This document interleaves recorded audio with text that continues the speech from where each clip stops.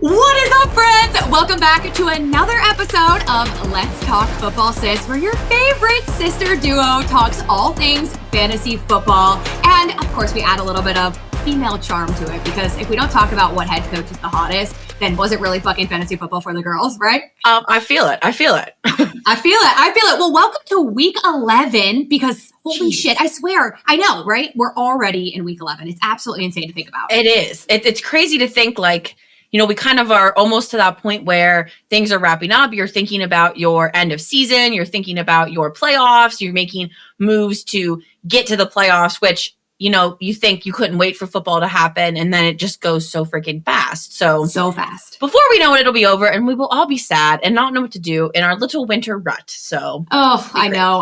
Me and Ange both, obviously we both live in Ohio. So like we have officially snowed for the first time. Oh, it's so early. Cold. I know, it's early November. It's going to be hot, though, over the week. It's going to get 60. It's going to hit 60 over the weekend. Yep. Oh, not here. Not in the Youngstown area. Yeah. It's not going to stay super cold. But I thought about it. I was like, I think I could do something like productive outside on the weekend. But if it gets to be 60 and that changes here, like I'll be really happy. in, right? Yeah. But totally. It's officially like the dark, dismal season of the year where it's going to be gray, like, 300 or not 360, but like most days it's going to be gray and gross and disgusting, and all football will be gone soon and we'll be sad. But it's okay. It gets us through a lot of the year, and then we just have to get through that weird like February time after the Super Bowl, but it'll buff out. And we talked about that before. Like Olympics will be on. Olympics, right? We like hockey, so we typically get into the hockey world. Yeah. Yep. Probably get some like, pickleball tournament, like really get into that. Maybe obscure sports. I love some obscure sports. Yeah. Our gym, I have a gym that's like 1.5 miles from my home, right? And it's amazing, super duper nice. And he just did a 30,000 square foot addition. Yes. And he's adding full pickleball courts. So like all winter, we're going to be running back pickleball inside. So at least it gives us something to do. I know. I'm really, for me, pumped, but I don't understand how this man is financing this project, because Jesus Christ. But it's a great gym, so I'm here for it. Some monies, baby, but I'm here for it. All right, well, how'd fantasy football go for you this week? It was good. I played against one of my best friends in our league. Yeah. She's in our league. And unfortunately, she has Jonathan Taylor. So that really just puts it all into perspective. I almost scrounged back, except the booty hole game that was Monday Night Football could have been a little bit better for me. Devontae Smith was kind of the shining star in that, and I had him, so good for that, but I didn't claw it out there. But the other league did pretty good, was pretty happy with my performance, and finally saw Alvin Kamara do something, which helped me because I thought I was going to lose because of him. But so I think I'm in the top in the one league in our Superflex listener league, and I'm kind of in the middle of the pack in our other league. So I was okay with my performance. How about yours? I love it. Yeah, I took home the W in both of my girls' leagues. Superflex by the absolutely skin of my teeth, because it was a terrible week for me. But that's fine. I had to play like obscure people. Like I had to play Chuba Hubbard. Yes, because I had no other running backs. And it was tape and glue. I said that this entire week for every single matchup, because I drafted so similarly for all of my teams. So like I have a lot of the similar players. Right. And I said this was like my tape and glue weeks, because so many of my guys were on bye. But it's all right. Some of them absolutely, like Darius Slayton held it down for me. Parker Washington held it down for me. I was like, let's go, baby. So that all worked out really well. I did lose in the league that I'm in with my husband, but I did play against Jonathan Taylor. So like at that point, I'm not even pissed off about the loss, because if someone drops almost 50 fucking points on you, just take the L, gracefully exit. Yeah. And if my friend and I, who I played, were texting today, and I said, if Brock Bowers hadn't had such a poopy whole game, we would have been having a different conversation. We would have went into Monday night really, really close. So it would have been like fun, because if Brock Bowers would have dropped last week's, points this week, but that is, and we say it every single week, that is fantasy football, and it keeps you on your toes, and it makes you want to come back and kind of make your team better and get the win the next week. So I love it. I mean, it defeats me most times, but it's kills good. Your spirit a little bit. Yes, but it's fun. I would say the tape and glue games that you win are the more satisfying games than my guys hit it out of the park. So or when all of the top performers do absolutely nothing, and you're like, what's the fucking point? Like, why do I even do this? Exactly. You're right. I love it. All right, we'll talk about your play of the week. What was your favorite play of the week from week number 10? So my play of the week goes back to Parker Washington, like Amanda just mentioned. He's really took advantage of BTJ being out and Travis Hunter being out and kind of stepped into the role. This particular play was a punt return, which there have been a lot of really good punt returns over the course of this year. Like really, really good safe or special teams plays. Is that special teams? Is that considered special teams? Yes, it is. Yeah. Okay. I got points for Parker Washington scoring that touchdown. Okay. Yes. Okay. So Parker Washington, it was a 77-yard punt return. And then he gets to the end zone and he was smart because we've seen some stupid ass players over the course of this year where they're dropping the ball before they get in, trying to be all cool and cute. Well, he looked behind him. He made sure, am I going to fall into the end zone? And he did like a trust fall into the end zone. And I loved it. That was great for me. So good for Parker Washington to kind of step it up and do his thing for the team. I love it. And that should only continue because if you didn't know, Travis Hunter is officially out for the season. Okay. So that does elevate Parker Washington's availability. So that's a fun fact there too. Yeah. My favorite was also a punt return, but it was the back-to-back punt returns for touchdowns from the New York Jets. It was an overall very shitty game. Shitty offense versus shitty offense, right? Yeah. And so we knew it was going to be a heavier defensive matchup, but seeing the New York Jets score 2 back-to-back special teams touchdown was super duper fun. It was just a cool moment to watch. And unfortunately, my husband is a Browns fan. He's like, that's the only time that kind of shit happens. It's against the Browns, who does have a good defensive unit. So it's kind of like, oh, that's unfortunate. But nonetheless, the same exact thing. I know. It's awful. It's awful. Next up, obviously, vet of the week. Who was your vet of the week, Ange? Vet of the week for me was Devon Achane. I mean, he surprisingly, this was not his like top scoring game because that came in his rookie season when he scored like an outrageous 52 points. But he just really showed everyone like, don't doubt me and my possible injuries. And yes, I am on a shithole offense, which looked much better. And that game just shocked the hell out of me. Everyone. But he just did amazing and really put the team on his back and said, hold my beer, boys. And we say that all the time. Hold my beer, boys. I'll just get this for us, and just did his thing. So Devon Achane for sure. How about you? I love it. Well, Dalton Schultz, whatever. Dalton Schultz, my spicy start of the week was also my boy. I did have to start 2 tight ends in a league. And so I was like, you know what? If I'm going to tell other people that he's my spicy start, I'm going to take my own advice. I'm picking him up. I'm starting him. I'm throwing him in my lineup. And it did bode very well. It also extra bode well because I have Gadsden. And I don't know if he's going to end up playing in week 11 or missing time or whatnot. So at least I got a viable backup option stashed in my back pocket here too. So nice. Dalton Schultz, you're my boy. You crushed it. Thanks for making my spicy start not shit the bed this week. And then I appreciate how about Davis Mills? Like, oh my God, the like rogue. How many people were like, oh yeah, this dude will just come in and fill in. Like we've seen all these other fill-in quarterbacks who have done some good things here and there, but he just I think he ended up a QB1 on the week. Like that's insane. Oh my God, absolutely insane. I was like, good for you, buddy. Good for you. All right, who's walking away as your rookie of the week this week? Rookie of the week for me was Travion Henderson. I think I had him as my best start of the week. I like that pop crack there. Shirley Temple, 7-Up. Zero sugar, Shirley Temple. Anyways, he took his second consecutive start in that position as the running back with Ramondre Stevenson out, looking like that might probably happen again. So I think shut up the haters and maybe proved himself to Daddy Vrabel that he could play. I don't know. Daddy, please let him play. Daddy Vrabel, please let me play. But he had like insane running, breakouts. And there was this one like meme I saw or whatever. I don't even know. I'm so old. I don't know what to call them anymore. I try to ask the kids. They don't help me. But there's this one clip from The Incredibles where the really fast little boy is running and the parents are like telling him to slow down, right? Because they don't want him to actually win. Well, he looks back and checks and like Travion Henderson, like full ass, like turned and looked like, am I allowed to make this touchdown, Daddy Vrabel? I don't know if I am. So permission from Daddy. Permission. And he was probably like, yeah, go ahead, buddy. So he got it and just had a good thing. And I guess the Jets next week, I think he has some really good upside too. So, or this week. So keep him on your radar. Agreed. I swear, Vrabel, don't fuck it up. Just let the boy have his day, please, for the love of all things holy. Right. Oh, gosh. All right. Well, my rookie of the week was Tez Johnson. It's been fun to, obviously they took a loss, right? So they didn't end up winning, but the Buccaneers really did just like overhaul their offense quick, right? Godwin out, Mike Evans hurt, Emeka Buka's crushing it.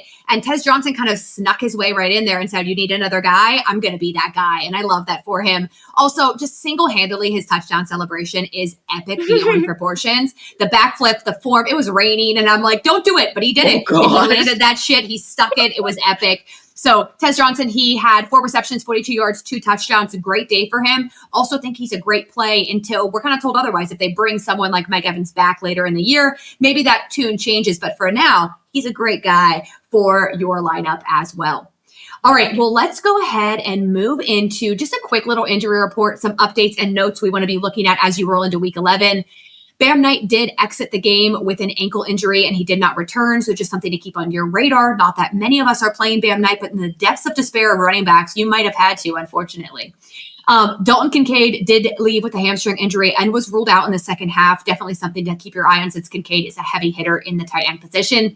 Same thing with Aronde Gadsden. Unfortunately, did injure his knee and did not return. There were reports that he got an MRI, so that's a little hold your breath. It was it was contact. So hopefully it's not like ACL, MCL, anything big, but just check his week 11. I think I heard that maybe it was like a quad bruise or something, which is not as bad as we think, we could have got. So for sure. To cut that year short would be awful because he's terrible.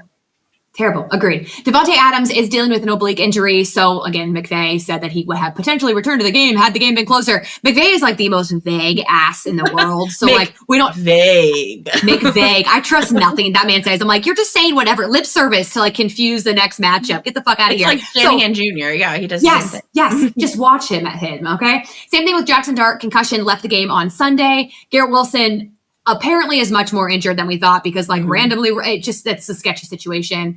Brock Purdy and Ricky Pearsall will be talking about their potential return till eons and eons and eons and eons. So who the hell knows what's happening there?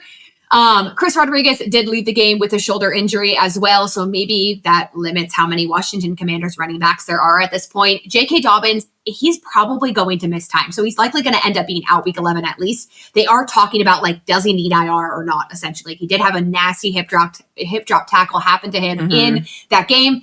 So I'm going to guess that he at least misses week 11, but we'll see if they end up putting him on IR or not. And then Romeo Doubs did suffer an injury as well in was that Monday night? That was Monday night, right? Yeah, in last the Monday night. Game.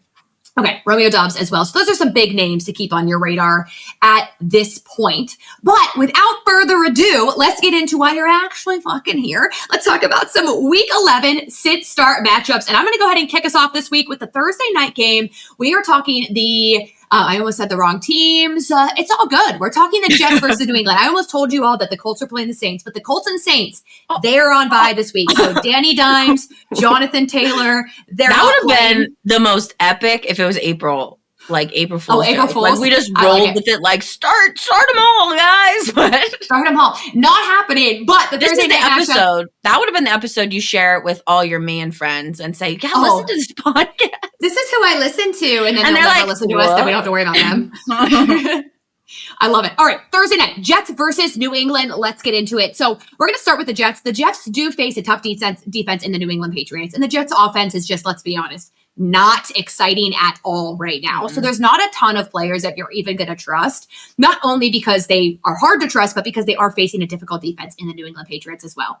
So the only must start is Breece Hall, mostly because there's so many injured running backs. You probably don't have any other options. And Breece Hall did hold his own last week against a very difficult defense. So there is some upside there that at least he can fucking handle business, even when he does face a difficult matchup. So he's kind of like the bright spot in that offense. Everyone else from the New York Jets, don't even think about it. You're not thinking about Justin Fields. Garrett Wilson probably isn't going to play week 11. So at this point, the injury is so bad because he's still missing time. I wouldn't feel comfortable playing him right away. I think he's ruled out for the next 3 to 4 weeks. Okay. I didn't know if that was for previously or if they had updated it or not. I think it's been updated, since just from today what I heard. So then never mind on Garrett Wilson. And same thing with Mason Taylor. In my opinion, when I'm looking for a mid-tier tight end, because that's all Mason Taylor is, I want a guy that has some fucking grit, that's going to George Kittle the ball in the end zone, right? Mason Taylor's not that fucking dude. So, like, I don't want him. I wouldn't be playing him. Droppable candidate, not worth it. And same thing, the Jets defense is not the same Jets defense that started the year. They traded away their 2 top defensive players. The Jets defense is now sittable. So that is the only, Breece Hall is the only startable consideration. The New England Patriots is a little bit of a different story here. We have must starts of Drake May. Keep starting that boy, give him the start. And same thing with Stephon Diggs. Stephon Diggs, in my opinion, is the only fully trustable wide receiver. The entire other wide receiver room is wide receiver roulette. You're placing your chip on and hoping you get the big payout, but you're going to be sad when you don't. You're losing a lot of money when you don't. Okay. So can you take a risk on someone like Booty if he does come back? Yes, but that's always going to be a boomer bust, clench your butt cheeks. Holy shit. I don't know what I'm doing moment. So he's really only there for upside. I'm not going to take a shot on any of the other guys. Matt Collins, Williams, Pop Douglas. They are all accessories to that offense, not the main point, not fantasy relevant enough. Now, Henderson, Stevenson, Jesus. If Stevenson is Jesus out, is playing? What? Jesus, I don't know what to do. In my opinion, Henderson and Stevenson, if Stevenson comes back, we have no idea what the split count's going to be. We don't know if it's going to be 50-50. Is Henderson going to go back? Is it going to be 70-30? Is Daddy Vrabel going to say, fuck you, Henderson, and play Stevenson again? Who the fuck knows? We don't know. In my opinion, though, if Stevenson plays, Henderson and Stevenson are both startable players this week. You're going to have to gut check and hope that they just go fit. The best case scenario for fantasy relevance is they go 50-50. The worst case for someone like Travion is for them to go back to that limited split where they're just not giving him touches. And we just don't know what Vrabel's going to do at this point. Only other person to talk about is Hunter Henry. And in my opinion, there's better upside tight ends. So I think Hunter Henry is a sit. This is a hard matchup. Targets are really going to that wide receiver room, limiting targets for Hunter Henry. So I would start guys like Njoku, Fannin, Theo Johnson, Dalton Schultz, Travis Kelce, all ahead of Hunter Henry. The only guys I would think about going Hunter Henry over is like Mason Taylor, the potpourri of Pittsburgh tight ends. That's basically it. Yeah. Washington versus Miami. So kind of starting off here, the defense has been playing much better as of late as far as Miami goes, but I don't really trust that. I mean, we saw them shock the Bills at home, which I think everyone was just scratching their head like, what the hell is going on? They have a good matchup here with Daniels out and likely McLaurin as well. And it is an international game, which changes things just a little bit for the teams, in my opinion. But there's really no one that I'm confidently starting. I'm not going to confidently start Debo this week because Miami is tougher against the wide receiver. The only guy I would really confidently start would be Zach Ertz if you need a streamer, especially if a guy like Tyler Warren, let's say, you have and he's on a bye week and you need a replacement as your tight end. So kind of moving into the Washington side of the ball, Marcus Mariota is not a bad streaming option for this week whatsoever. A good matchup for him against Miami. If you need someone because your quarterback is out, maybe like Danny Dimes is gone for you. You need a streaming quarterback. Marcus Mariota wouldn't be a bad choice. I would start him over guys like Trevor Lawrence and even Bo Nix this week. He has a tough matchup, and maybe he bounces back from last week. We'll see. Or Michael Penix Jr. And then when we go to wide receiver with Deebo Samuel, I just don't really trust Deebo. Miami's tough against the wide receiver. He's been spotty of late, especially with Daniels out as quarterback and Mariota in. Just haven't seen production from him. I would start guys like Khalil Shakir over him, Jordan Addison over him, even Quentin Johnson over him. Running back position, we're watching Chris Rodriguez's status. I know I had him in my team because I needed a running back. If he is out, obviously you're sitting him. I think you're going to just sit anybody from the running back in the running back room for Washington. I don't trust Ja'Cory Krosky-Merritt. I think the Bill hype is faded. Maybe he comes back and shows everybody, hey, if I get more time, here's what I can do. Don't really trust that. Chris Rodriguez, like I said, could be out. And Jeremy McNichols, I don't trust him as the lead back either. So I'm not really trusting anybody in the running back room to really exploit that Miami defense.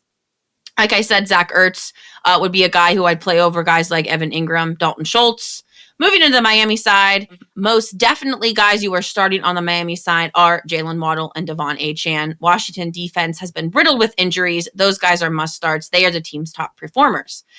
When we go into the quarterback, Tua is most definitely, and this might be a little bit of a shocker, but a streaming option. I mean, he's showing a little bit, and he also has a really good, solid schedule for the rest of the year. So they go in and play New Orleans, they play Pittsburgh, they play Cincinnati, they play Tampa Bay, they have a bye week in there somewhere, but he could be a surprise quarterback to close the year. I'm not going to start him over most guys though. So unless you're in a 2 quarterback league, unless you are super, super desperate for a quarterback, I'm not saying go out and get to a Tagovailoa. Really no tight ends to mention. I already mentioned Achane and Waddle, and then I'm sitting the defense from Miami. Yeah. Also add, I think this week specifically, Aaron Rodgers and Joe Flacco are both quarterbacks that I would definitely consider starting ahead of like Tua or Michael Penix. Just because that's going to be another icy hot matchup game of just a high point scoring possibility game too, for sure. All right, cool. Moving on to my next matchup, we have Carolina Panthers versus the Atlanta Falcons. Starting with the Carolina Panthers for the first team here, there are 2 must starts. Number 1, Rico Dowdle. You're trusting Rico Dowdle until Rico Dowdle tells us otherwise. And really, we're only doing that if Rico Dowdle will to get hurt. So you are just trusting the plot and playing him every single week. And honestly, Rico and Tet are the only kind of must starts, but I'm going to be very cautious with Tet McMillan as a must start this week for a couple reasons. The Atlanta Falcons is a good defense against the wide receiver room, and the Panthers just don't have a ton of weapons. So what you're kind of worried about is, are they going to scheme their entire offense around targeting Rico and Tet? Now, Rico, you don't have the opportunity to sit because there's no fucking running backs out there, and you're not going to sit at Rico over any of the more there's no favorable options over him, in my opinion. Unless you're in like a 8-team or less league, then yeah, babe, you've got options. But if you're in a 12-team or greater, you've got to throw Rico in. But I think there are better options out there over Tet, in my opinion. Guys like Quentin Johnston, Addison this week has a good matchup, Devontae Smith, even someone like a Jawan Jennings, I think could potentially be a better start over Tet McMillan just because this matchup will be particularly difficult. And their pass game is just nothing to write home about. So those are the only 2 guys you might potentially be starting. Rico as a for sure, and then Tet as like I don't know, it basically depends on who you have on your roster, but those are some options for you to look at. Guys you're definitely sitting is Bryce Young and every other wide receiver from the Carolina Panthers. Chuba Hubbard is a full backup, so you're not even thinking about him, and there are no tight ends of relevance. The defense is also not in interest for you. The Atlanta Falcons are a little bit different. Must starts are Drake London, clear and obvious, and Bijan Robinson. And listen, I know that you're pissed just like I am that Tyler Algier is taking goal line touches away. I swear that's my narrative with fucking running backs this year for fantasy football. I have Kenneth Walker and I have Bijan Robinson, and I'm yelling at that. We had electricians at our house we like built this whole new back patio situation, and they were like hooking up all the electric. And I'm yelling at Tyler Algier. This like older man is like laughing at me in the kitchen. I'm like, why are you doing this to me? I was annoying, but you dropped Bijan to start Bijan. So you're starting him every single week. Okay. And you could be pissed right alongside of me. So those 2 guys are must starts. Other conversations to have here from the Falcons side of the floor. Yes. Atlanta Falcons, right? That's what I'm talking about, right? There are plenty of all the birds. There's plenty other of quarterback options out there. So Penix, in my opinion, is not even someone that's on your radar. Don't think about it. Same thing with Darnell Mooney. In my opinion, he's a full sit. There's far better upside options than Darnell Mooney to throw him into your lineup. And Darnell Mooney's at this point someone you could potentially drop as well. Personally, I'm going to play guys like even a Tyler Lockett with a good matchup, Tre Tucker over Darnell Mooney. Same thing with like Malik or Parker Washington over Darnell Mooney as well in week number 11. Oh, Tyler Algier. I don't like you. Actually, I hate the offensive coordinator. Whoever calls the plays, I hate you. Okay? Vehemently despise you. The man you paid buku money to. Yeah, you're right. Don't give him the work. Okay. LOL. You don't want to win. Okay, whatever. Anyways, Tyler Algier is a startable option. He's just not a must start. He's basically in that category. If you are dealing with a ton of injuries and you have no potential upside, you can start him. But like, hear me when I say this. I'm only starting him over guys in the like Jordan Mason, Nick Chubb, Brian Robinson Jr. category. Those are the only guys I'm going to start Tyler Algier over. I would be playing, this is a little bit rogue, but like I would even play like a Pollard or Spears over Algier. I'd play Monty. I'd play Sharps ahead of Algier. I think they're getting a little bit more consistent work. Algier's going to have those games, but you're not always going to be able to bet on them, in my opinion. And then again, with the Falcons defense, there are better streaming options out there as well.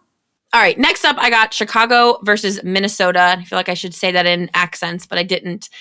They are both Chicago faces Minnesota, which is a very middle-of-the-road defense. They do apply some more pressure on positions that Chicago hasn't faced in the last couple of weeks. They are pretty easy against the tight end position, so we'll talk about that here in a minute as a kind of an option. I'm still going to say Caleb Williams, Rome Odunze, and DeAndre Swift are all starts for me for sure. And then moving into some questionables, DJ Moore, goose-egged you hard in week number 10. I'm a little bit on the fence about him. Just because Minnesota isn't super duper hard or super duper easy against wide receivers, I would probably go on the side of caution and sit him unless you need to start him. I'm going to sit him over guys like Jordan Addison. I would even play Rashid Shaheed and go for him. Khalil Shakir over DJ Moore. Lost my train of thought. Agreed. Yeah. I think you have so many better options over DJ Moore. Not that I ever think he's going to goose egg you consistently, but like he just isn't getting the work consistently that you want either. And then another running back to think about is Kyle Monangai. He's been very relevant for this backfield. They faced much easier opponents against that rushing offense. So Monangai, I might start him over guys like Charbonnet. I think he's going to get maybe a little bit more action than Charbonnet and possibly Vidal. You don't agree with that? No, not Vidal. No, absolutely not. No, Swift is their running back, so like they're going to fall back to giving Swift more work. Yeah, I think that Sharps at least has goal line work, so like at least you know that Sharps is probably going to. And you don't know if Kyle Monangai what kind of work he's going to get week to week. True.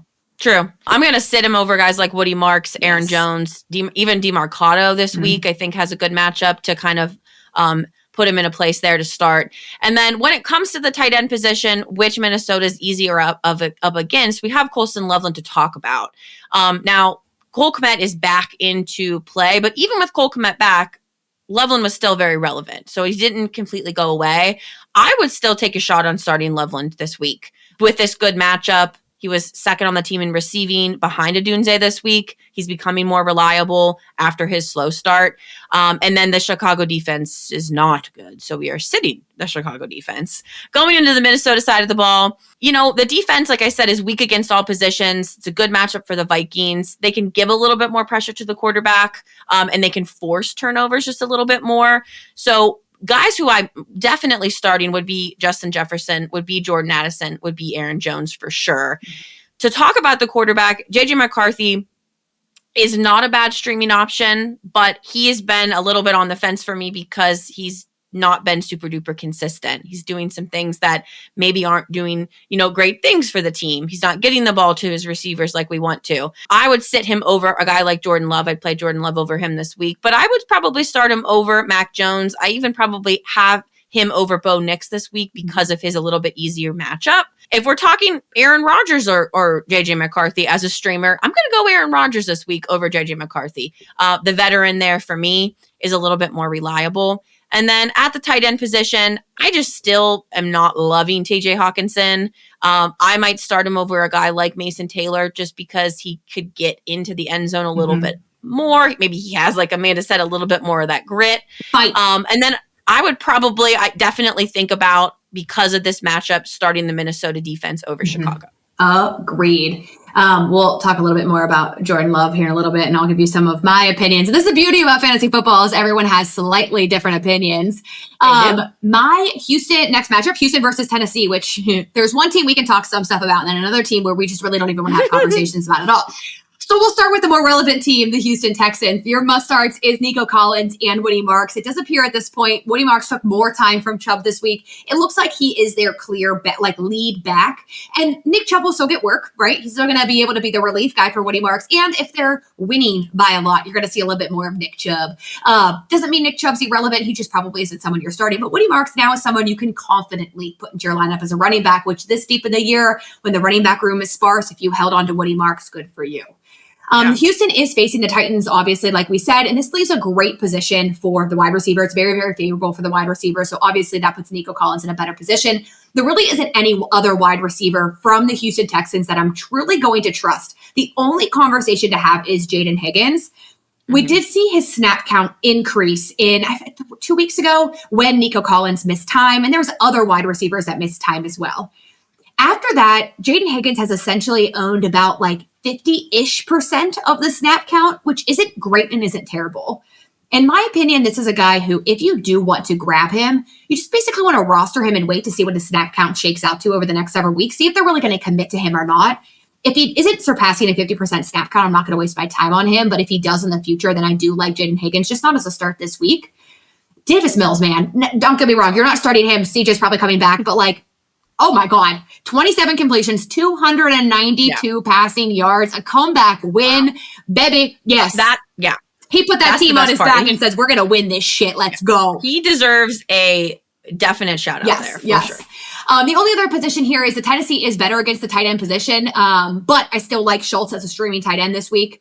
There's a good amount of tight ends who are out, down, hurt, right? Kraft, Kincaid, Gadsden. So you're probably like, holy shit, crawling your way out of that. So I do like Schultz as a streaming tight end this week as well. I kind of already mentioned Nick Chubb, but he would be a sit. And I love this as a streaming defense against a struggling Tennessee Titans offense.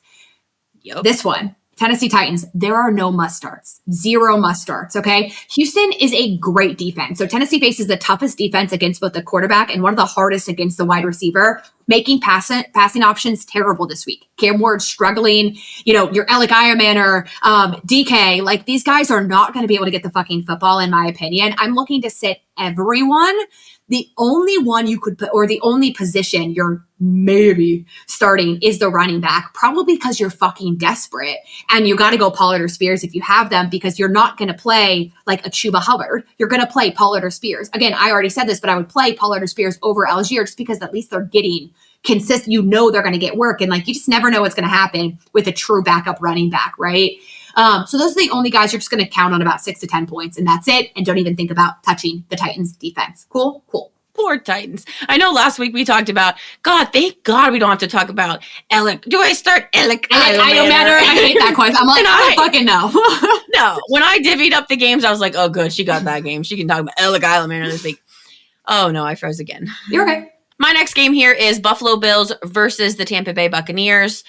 For the Bills side, there are some must starts. So Tampa Bay is probably a little bit better against the run, but I'm still going to be pretty confident with James Cook. I mean, no doubts there. And Josh Allen, another must start here. I would have put Dalton Kincaid in this spot until the injury. So we're kind of watching him and his hamstring injury, which doesn't look great, probably be out. So looking to stream some of those guys like a Dalton Schultz, for instance, like we just talked about. Guys to talk about here would be wide receivers. Please, ladies, do not think that Keon Coleman is back, because Keon Coleman is not. He's still not supposed to be on your roster. Don't go out and grab him because he had one spicy game. Khalil Shakir, on the other hand, is someone to talk about. I would start him this week because he's a reliable source as a pass catcher for Josh Allen, especially with Kincaid possibly being out with that hamstring. He's going to look for Shakir more. Shakir doesn't do big, flashy, great things, but Shakir gets the job done, right? He gets you points. He's reliable. He does what he's supposed to do. I'm definitely going to start him, in my opinion, over a guy like Juwan Jennings. I'm going to trust Shakir just a little bit more. And then I might sit a guy I might sit Khalil Shakir over the potential kind of bigger upside of a Jameson Williams, especially with Jameson Williams coming more into play, especially last week. And that's really all to talk about as far as they go. The Dalton Kincaid, injury kind of puts Dalton Kincaid out of my lineup here. Yeah, the only other guy there is Dawson Knox. If Kincaid does miss time, he would take over as their lead tight end. True. And not a bad, Dawson Knox is fine. So it's an option. Again, if you're desperate for a tight end and you really need a streaming guy, you could take a shot on him if you need to. True. And then as far as the Bills defense, I'm going to sit them against the Tampa Bay Buccaneers. On the other side of the ball, must starts for Tampa Bay would be Baker Mayfield, would be Emeka Egbuka, who are still doing great things. And then everyone else to kind of talk about would be a little bit different. I still say, like Amanda mentioned earlier, Tez Johnson is a start. He's been a really great part of that offense. He's stepping up. He's doing great things. He's doing backflips in the rainy end zone, right?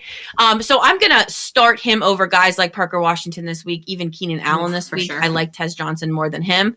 I'm going to sit him probably over guys like maybe Rashid. Yes. Oh my gosh. It just punked me. And I thought, wait, Rashid Shaheed's on a bye. No, he's on a different team. Oh my gosh. Sit him over Rashid Shaheed in a new offense where I think he's going to become a little bit more relevant. I would even sit him over Tre Tucker, who has a really easy matchup against the Dallas offense. So that might be something to look at there.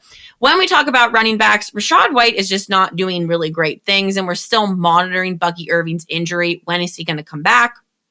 I'm sitting Rachaad White for the most part over guys like Henderson, over guys like Montgomery. I'm going to start him over guys like I would start him over Kenneth Walker. I think he's getting more touches than Kenneth Walker is, and maybe more, not touches, but more goal line work than Kenneth Walker is, where Charbonnet is taking those things.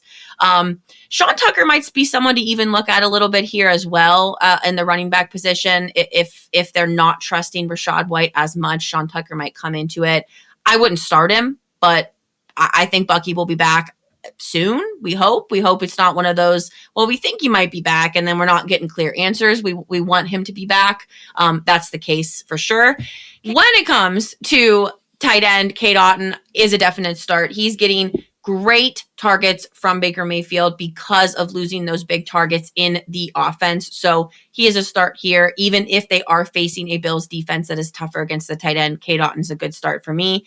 And I'm going to sit the defense for the Buccaneers against the Bills offense that should look to bounce back after a brutal loss against Miami. Hopefully that revenge, I'm mad, I need to win to prove myself thing comes into play. So I agree. You would assume that would be the case, but we shall see. We shall see. Moving on to my matchup, Green Bay versus the New York Giants. We're going to go ahead and start with Green Bay. I don't think there's too many people as a must start to talk about. Josh Jacobs is one of them, that's for sure. You're always going to throw him in your lineup, even against a very tough defense last week. He still was fantasy relevant, which is great to see.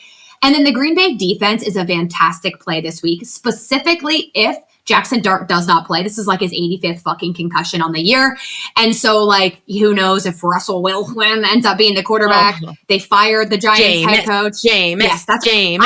You know what? Jameis is more, at least it keeps your players fantasy relevant. If Russell's behind the football, your players aren't fantasy relevant anymore. They're sittable. Yes. If Jameis is there, fuck it. I love playing in the snow. Jameis Williams is tossing darts all over the place. It's snowing, guys. It's so beautiful. Just so lucky to be here and play in the beautiful snow. I love him so much. Bring him back to the NFL. He brings a lightness to us. All right, Jordan Love. There has been a few extremely terrible fantasy weeks for him. And this week they are facing a much easier defense against the Giants. We've got to keep in mind that he's faced hard defenses. They're coming off of a matchup of the Eagles, which was just a defense versus defense battle, right?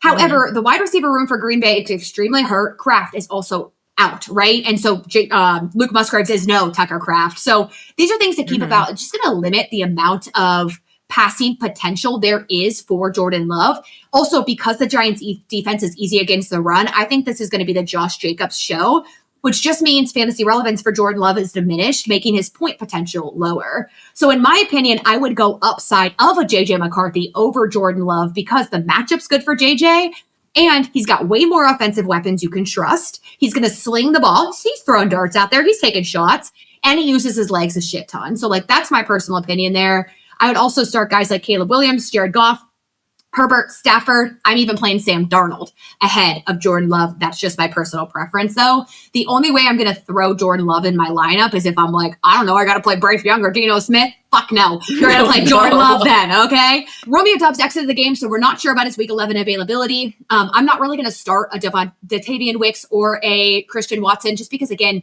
they're not fantasy reliable.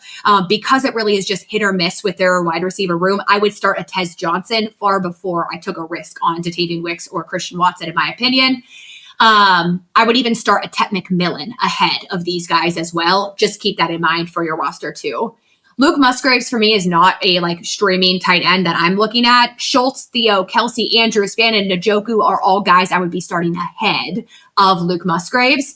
And then I already mentioned the defense. Obviously, that is a must start for sure. Moving on to the Giants side of the football. Now, the head coach was fired. Brian Daboll was let go from the New York Giants, which I heard that and I was like, kind of unfair, okay? I think his whole team's just been ravaged with injuries. Give the man a break, damn it.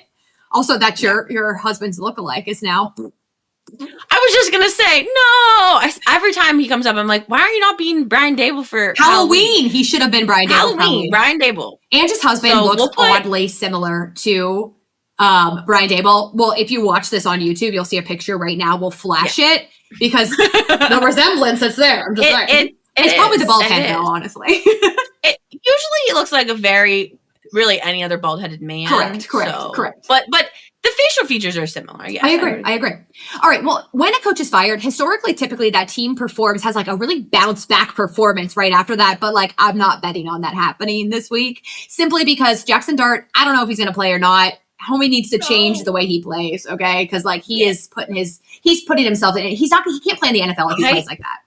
No, I asked you earlier. I said, you think he's going to make it? And we're starting to see him not make it. He's not making it. He's not making it. So must starts for this side of the football. Honestly, it all hinges on Jackson Dart starting or who they announce as their lead quarterback. Because if they announce Russell Wilson, you don't want any part of that passing offense. None. No. If for some reason Jameis Winston plays, then okay, we could maybe consider guys. So hear me out.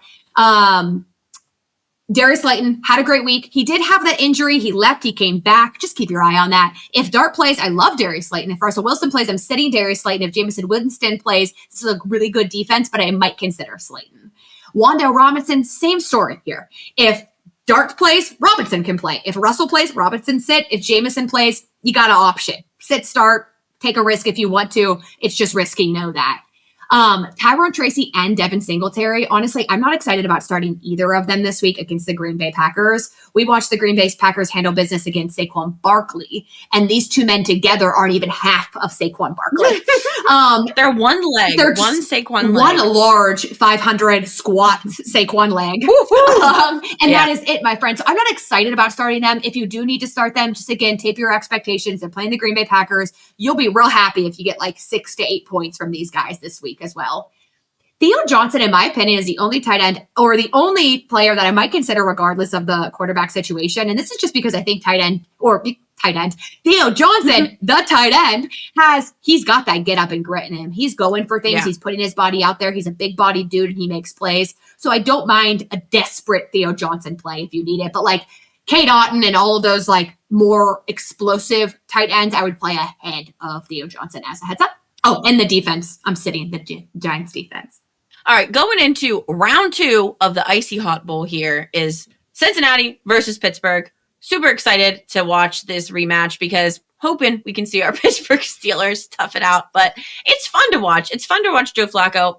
I'm not mad at watching Joe Flacco. So in this particular case, Pittsburgh's defense is like they're just like, I don't know what it is. I literally have no words for it, right? Like, are they back? Are they going to be gone again? So we really is kind of have to be up in the air of what are they going to do? Are they going to apply pressure? Are they going to be able to get to, give Joe Flacco some pressure because he's that pocket passer?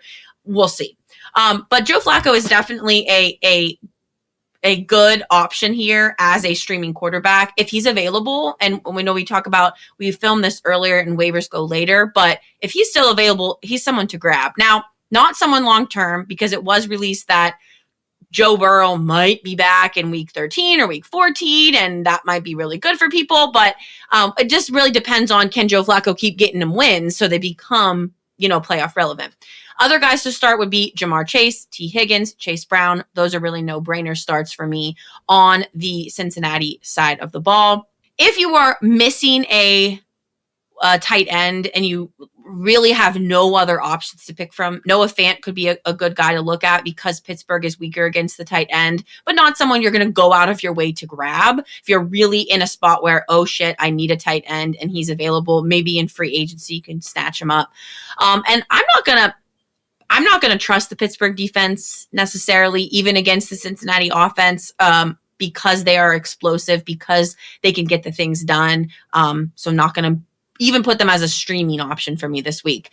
Going into the Pittsburgh side of the ball, oh boy, the only start really I have for me on this side would be Jalen at all. And then Aaron Rodgers, we kind of already talked about the fact that he's a good option as a streamer for this week because of the matchup, because of Cincinnati's poo-poo defense. Usually we would put DK Metcalf in we got to start him, but he has been absolute trash ball for the last couple of weeks. He is so large and so big. How is he not just making his presence known? I do not know. Now, that being said, the Cincinnati defense is bad, so you can rely on the Pittsburgh wide receivers. So I would still start DK. I would even think about starting Calvin Austin because they are very poor against the wide receivers. Even in the running back position, Kenneth Gainwell could be thought about as an RB kind of 2 position there because he's probably going to get some play. Jalen Warren's going to take most of them, especially with his passing upside. And then if you are in need of a tight end, there are so many to pick from the Pittsburgh side of the ball. I'm not going to say to start any of them. If you are in a super sticky situation and you can't get someone like Noah Fant because he's not available or something, Pratt Freiermuth might be there. And I am not gonna. Oh, I think I flip-flopped my defenses. You did. It's okay. You were looking at me like I said something. I'm like, oh shit, what did I say? Okay, well, I'm not going to start the Cincinnati defense, and I'm also not going to even trust the Pittsburgh defense here as well.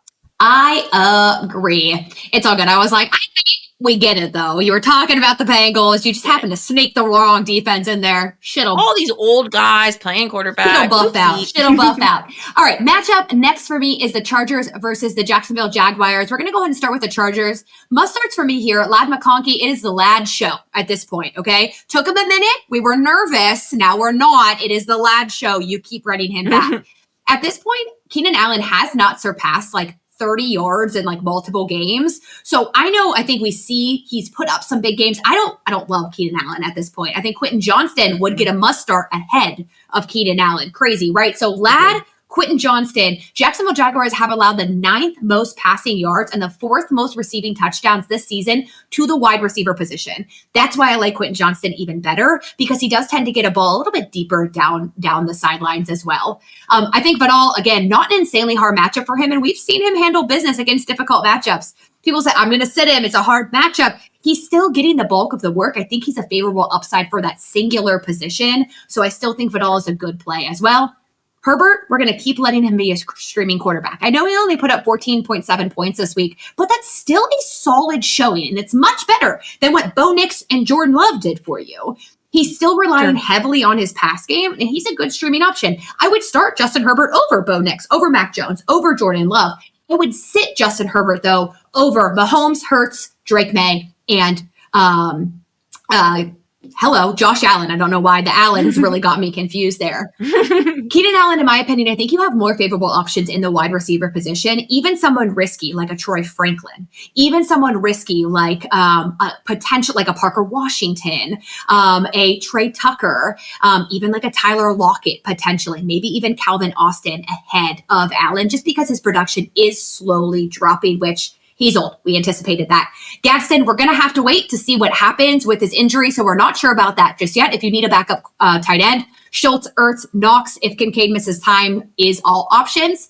Defense, you can look for better streaming options outside of the Chargers defense as well. Jacksonville, again, a limited list of must-starts here. Travis Etienne's at the top of my must-start list, though. Give him the start for sure. He looks great. He's playing great. He's performing good. Tootin is just his backup, so don't worry about him. In regards to other wide receivers here, I think this elevates, because Travis Hunter is now done for the year, this naturally elevates both Parker Washington and Jacoby Myers. It was Jacoby Myers' first week with the team last week. I think he is a player that you can look at being a startable option for you in your lineup, specifically if we get news of BTJ being out for a longer period of time. He missed last week. We aren't sure about his availability for week number 11, so keep that in mind. I would definitely be starting Parker Washington and Jacoby Myers ahead of guys like Darius Slayton, Wandale Robinson, all of the Titans wide receivers, Ted McMillan, Jerry Jeudy, DJ Moore. These guys are all going above that. So just keep that in mind when you're looking at setting your lineup as well. They are valid wide receiver options you can feel confident in starting. Trevor Lawrence is not a valid quarterback option unless you're in a double quarterback league. You don't need him. You can drop him altogether. Tootin is a sit. There's no tight end options to talk about, and you have better streaming options out there outside of the Jaguars. They're not bad. They're a decent defense. I'm just not keen on starting them this week in particular. And there's options like the Falcons, 49ers, Texans, and Ravens, and the New England Patriots I would all consider above the Jags defense. All right, moving into my next game, Seattle versus the Los Angeles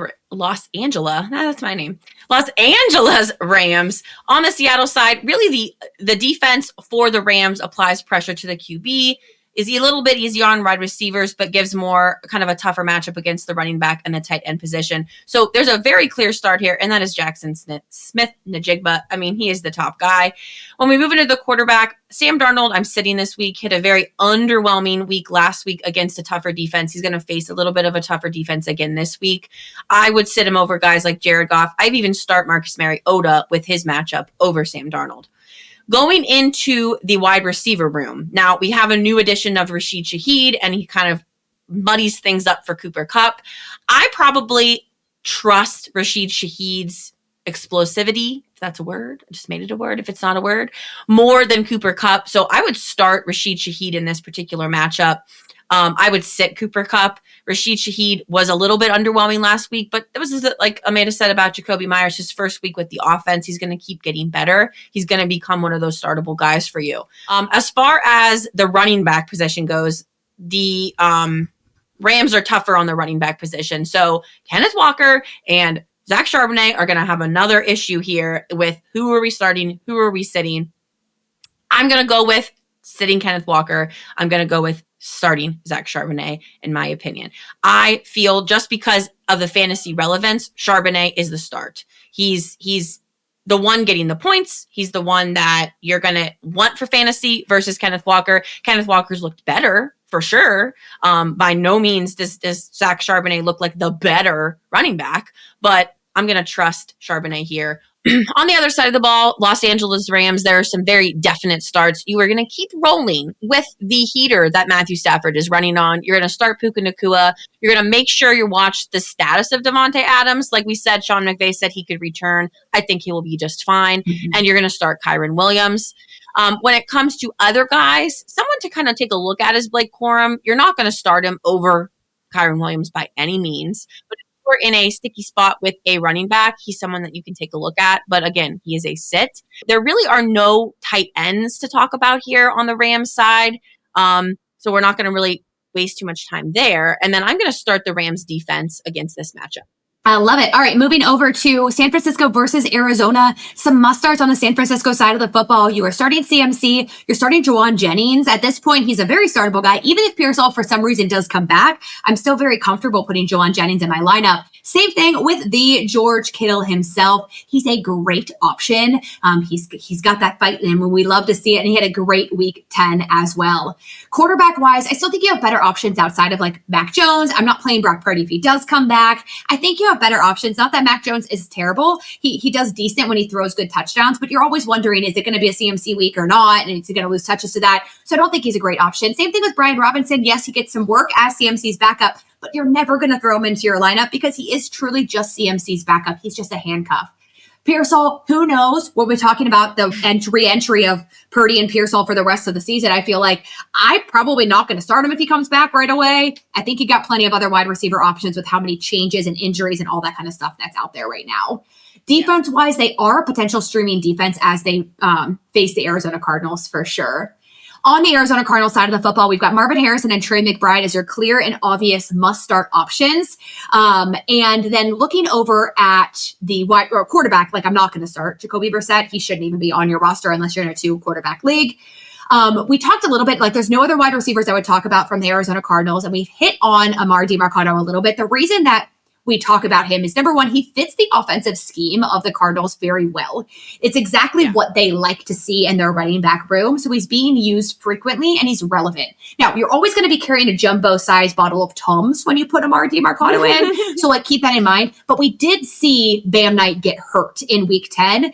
And if for some reason he misses time, Trey Benson's not back yet, I think Demarcado is an option to throw in your lineup this week. And it is a good matchup for the running back room here as well.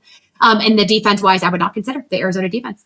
Even with Jacoby's donk, you're not starting. Jacoby's donk. I'm not gonna throw you in for your donk alone, Jacob. Sorry. For your donk alone.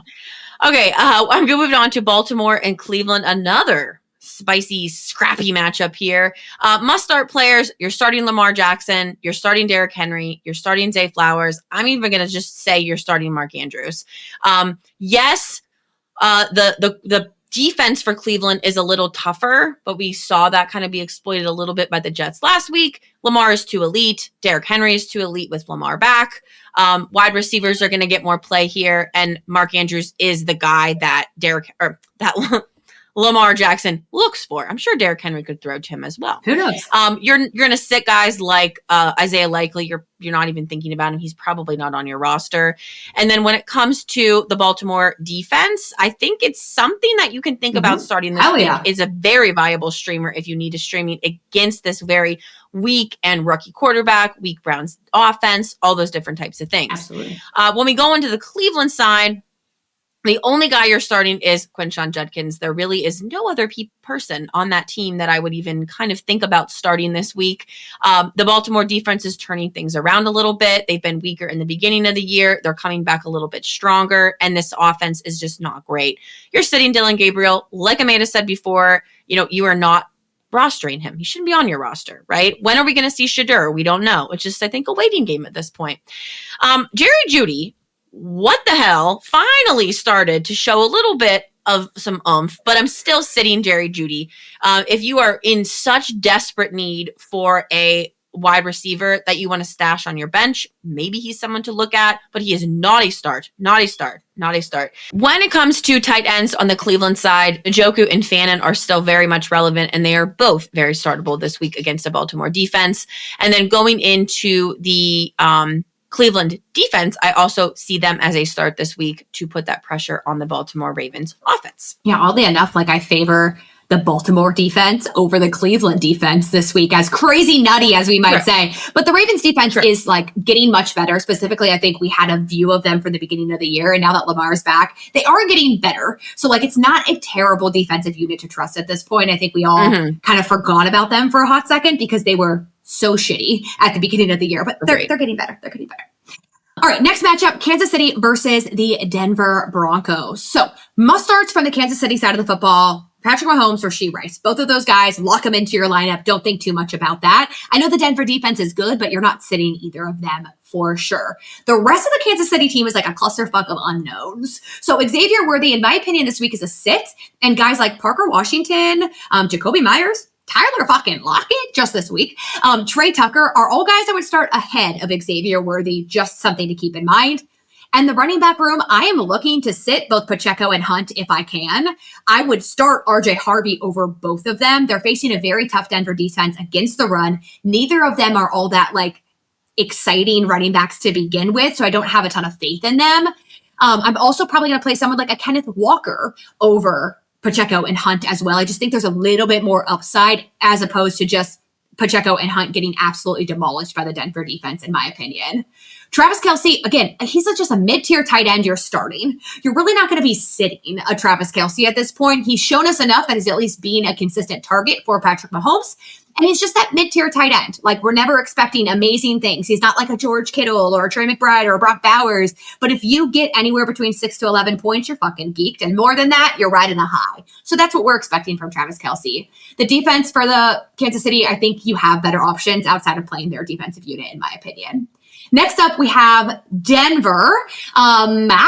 This is hard because, in my opinion, the only, oddly enough, must-start player might be RJ Harvey, specifically if JK misses time, which at this point, we're certain JK is going to miss time. And then I would play Troy Franklin ahead of, Courtland Sutton.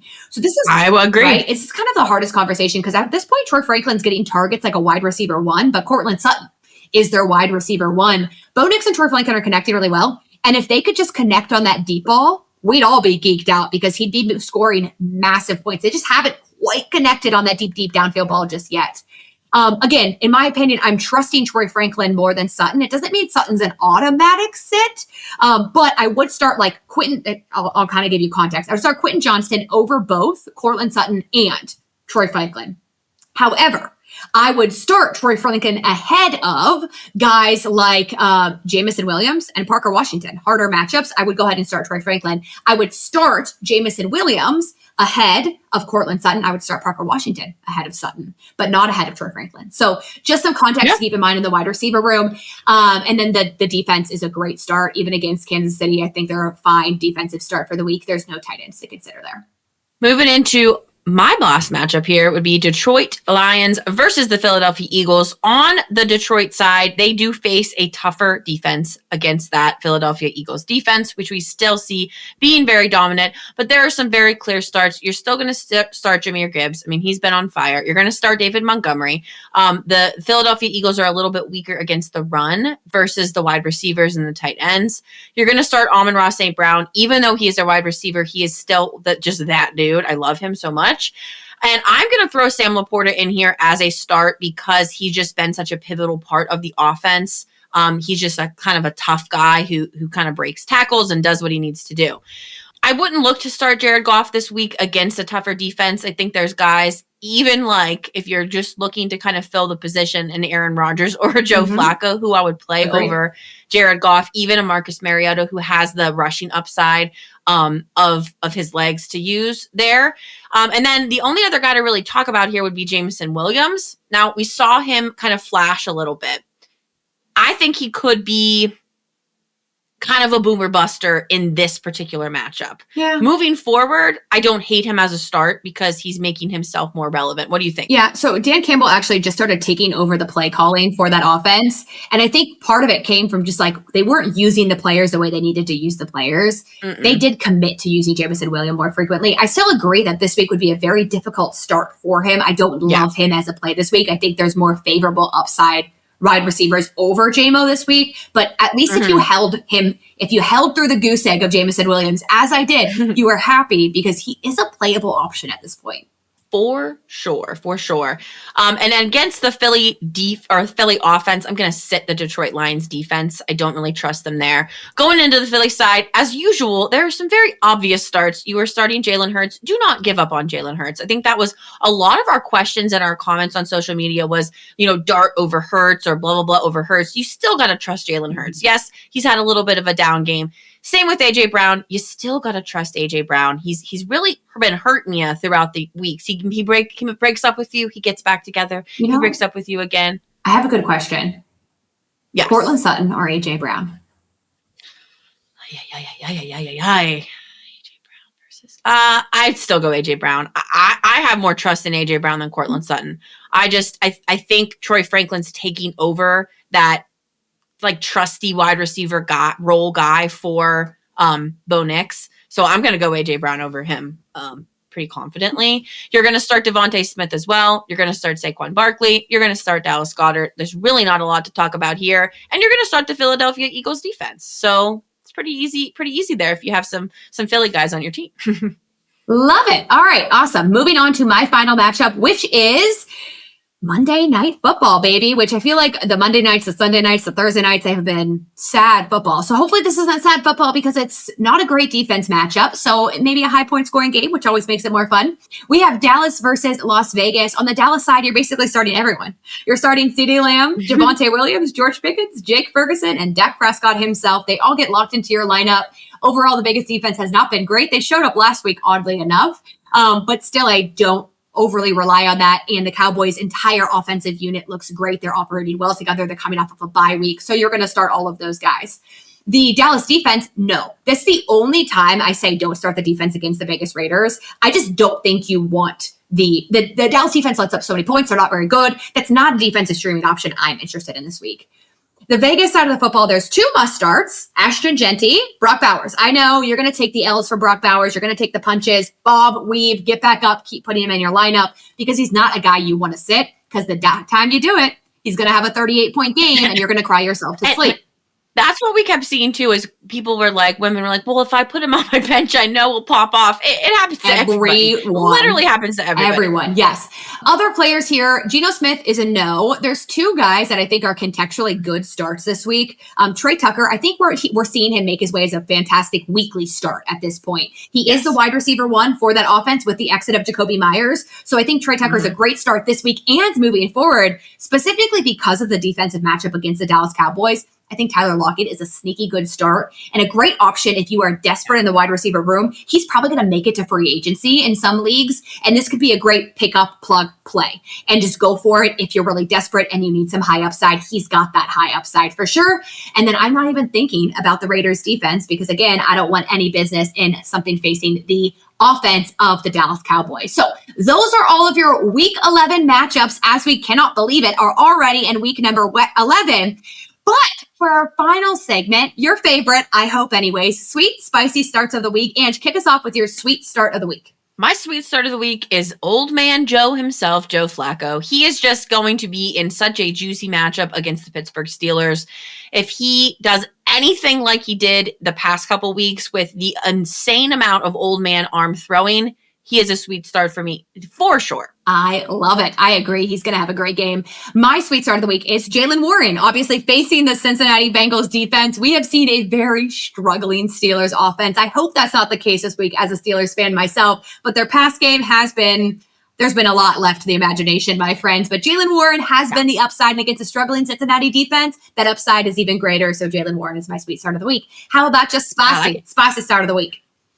My spicy start of the week is Tre Tucker. I think he is, like you just said in your last start, he's the number one guy on that offense. He is getting the ball thrown to him. He is stepping up more. He's becoming more relevant. They have a juicy, juicy matchup against the Dallas defense, who has just not been great. So Tre Tucker is a good start for me this week for sure. Love it. My spicy start of the week is JJ McCarthy. I think he's going to be a great spicy quarterback to throw into your lineup. I know I've already said it, but I think him over options like Goff and Love would be guys that I would look to throw into my lineup. That's for sure. He faces the Chicago Bears, whose defensive unit is very similar to the Dallas Cowboys. They like to let up lots of points. And I think JJ McCarthy will exploit that and connect with JJ, his friend JJ, this week as well, because we saw that connection not happen last week, and we hope to see that kind of get mend. Wide receiver divas, they get that shit figured out. So they're going to get JJ shit in order to make sure the JJ combo hits hard this week. All right, friends, we are wishing you all of the best, the good vibes to win your matchup. If you're on the fringe of making the playoffs, again, we're sending extra good vibes your way. It's that time of the year where you need to start to rake into some wins. So you might need to make some risky decisions in your lineup. And if you need help making sit-start decisions, make sure you join the Patreon. You can do that below as well. We will catch you guys next week. See you later.